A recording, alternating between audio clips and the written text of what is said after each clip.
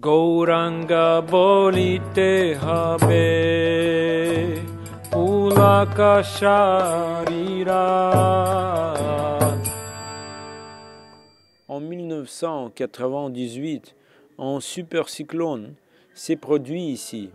À Gadegiri, tous les villages voisins ont été inondés.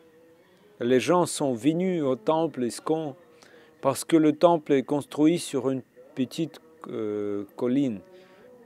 Des gens sont venus occuper le premier étage avec leurs familles, leurs proches, ainsi que des chèvres et des chiens.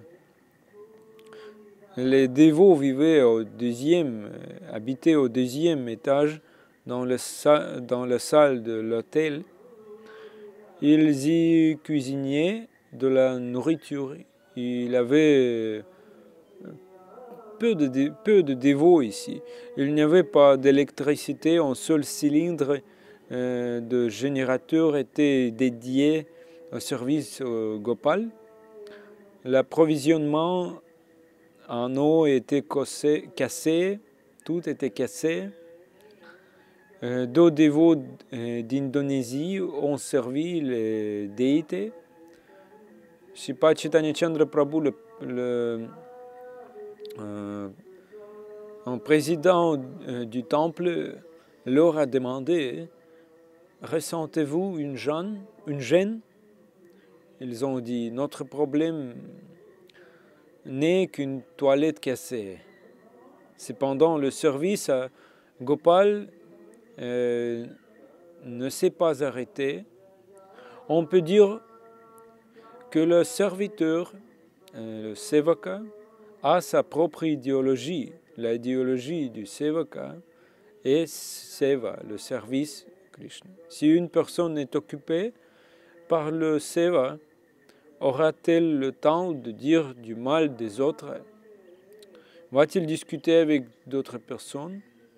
Les personnes qui ne font pas du service discutent avec d'autres personnes. Srila Bhaktivedanta Saraswati a appelé cela le terme paracharcha. Charcha signifie parler et le mot para signifie les autres. Et aussi ce mot signifie quelque chose de plus sublime, transcendantal, comme le Seigneur suprême. De cette façon, tout le monde est engagé dans le paracharcha.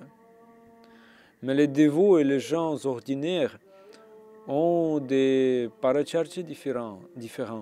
Les gens ordinaires discutent des défauts des autres et les dévots discutent du Seigneur suprême, qui peut aussi être appelé para. Paracharchaka est le nom en sanskrit d'une personne qui pratique le paracharcha.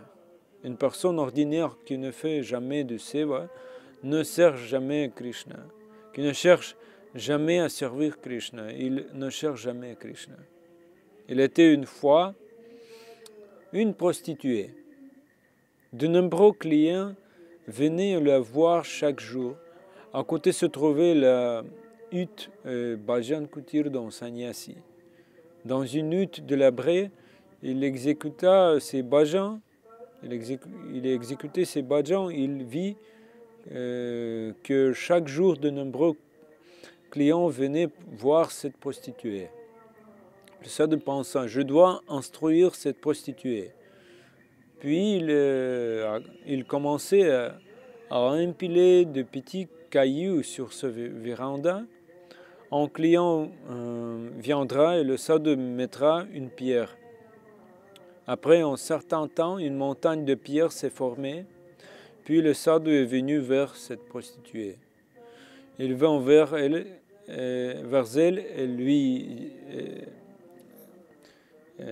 dit: vois-tu combien tu as péché? Peux-tu compter combien de pierres sont ici? Je mets ces pierres dans cet endroit. Je mets ces pierres dans cet endroit tous les jours.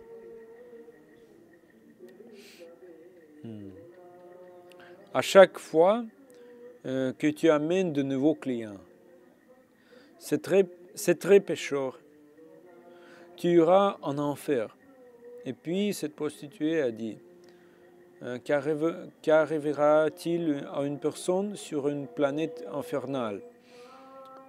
Le sadhu a dit, il va ressentir tant de douleur.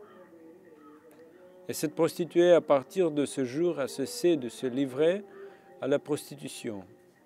Après un certain temps, elle est devenue très maigre parce qu'elle n'avait pas une bonne nutrition, puis elle a quitté le corps. Lorsque la prostituée a quitté le corps, elle a vu un char d'or descendu du ciel. Et sur ce char d'or, elle a été amenée à Vaikuntha, le monde spirituel. Mais quand le sadhu est mort, il n'y avait pas de char d'or. Alors la question se pose. Cette femme a fait tant d'activités pécheresses, mais elle est allée à Vaikuntha, où seuls les grandes dames vont. Mais le sadhu chantait le Saint-Nom tous les jours et ne pouvait pas y aller. Quelle est la raison? La raison en est que bien que la prostituée ait fait tant d'activités pécheresses, elle a écouté le sadhu, en saint temps. Elle a pleuré et prié pour la miséricorde du Seigneur suprême. Et la miséricorde a été déversée sur elle. Et elle n'est pas allée sur les planètes infernales. Mais le sadhu observait quotidiennement les activités de cette prostituée. Son esprit et son mental étaient avec cette prostituée, pas avec Krishna. C'est le résultat quand on fait du paracharcha. Ceux qui discutent des autres ne peuvent pas aller au Vaikuntha. Mais ceux qui font kirtan, Hari Kirtan, Krishna Kirtan, glorifiant le Seigneur suprême, peuvent aller à Krishna. Une personne qui discute des autres n'ira jamais dans une demeure spirituelle de toute sa vie. Ainsi, par la miséricorde du maître spirituel, le disciple peut rechercher Krishna toutes les journées et il n'aura de temps pour rien d'autre. Il est engagé à connecter toutes les choses avec Krishna. Quoi que nous fassions, nous devrions toujours nous poser la question, ce que je fais, plaira-t-il ou non au Guru et à Krishna? N'importe quoi. Est-ce que Krishna l'aime ou pas? Une personne devrait y penser très sérieusement, surtout si il rejoint le mouvement de Srila Prabhupada, a été initié. Nous devons sérieusement réfléchir à cela.